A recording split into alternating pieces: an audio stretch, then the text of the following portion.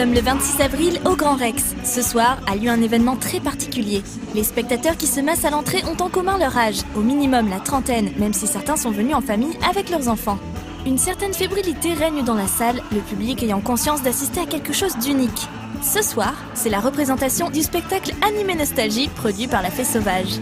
Ce soir, nous sommes au Grand Rex, c'est le grand square où sont réunis 15 chanteurs venus interpréter les génériques de dessins animés cultes des années 80-90. Génériques français, bien sûr.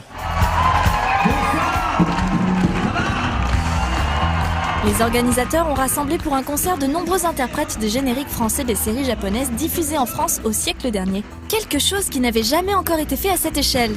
Ce sont 14 chanteurs qui se sont produits sur scène au cours de la soirée, dont certains n'avaient pas eu l'occasion d'interpréter ces chansons depuis près de 30 ans. Ils étaient présentés sur scène par Olivier, qui donnait quelques anecdotes sur leur carrière.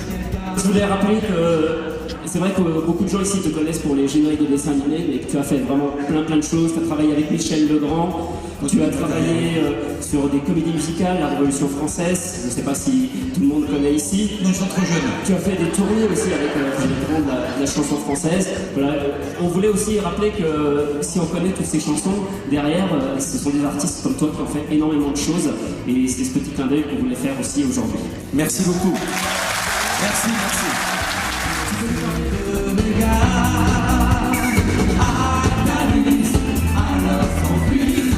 L'idée, c'était de retrouver les interprètes originaux et de leur demander de venir les chanter en live.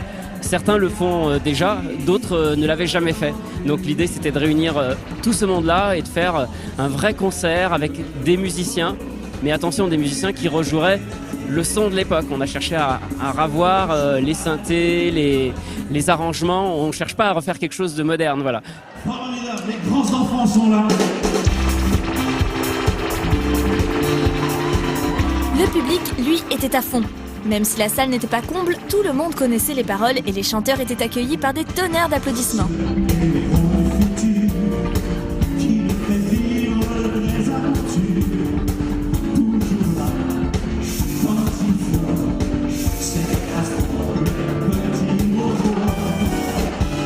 Les gens, il y a une énergie folle et chez les artistes parce que finalement, une fois qu'on a réussi à les convaincre, le simple projet de faire un live, d'avoir des musiciens, ils étaient vraiment excités à l'idée de faire quelque chose comme ça. J'ai l'impression que le public était en transe et était ravi de reconnaître, de chanter avec eux ces génériques qu'ils n'ont pas oubliés. Et dans le public, une invitée de marque suivait la soirée. Dorothée avait fait le déplacement en simple spectatrice. La foule, chauffée à blanc par le show et visiblement peu rancunière du saccage systématique que le Club d'eau a fait subir aux séries japonaises, lui a tout de même réservé une standing ovation. Il n'était pas prévu qu'il y ait des guests, mais on a lancé quelques invitations. Effectivement, on a l'honneur d'accueillir Dorothée en tant que spectatrice. C'est vraiment un grand honneur d'avoir quelqu'un comme ça, parce que je crois que malgré tout, c'est quand même grâce à elle qu'aujourd'hui il y a ce concert.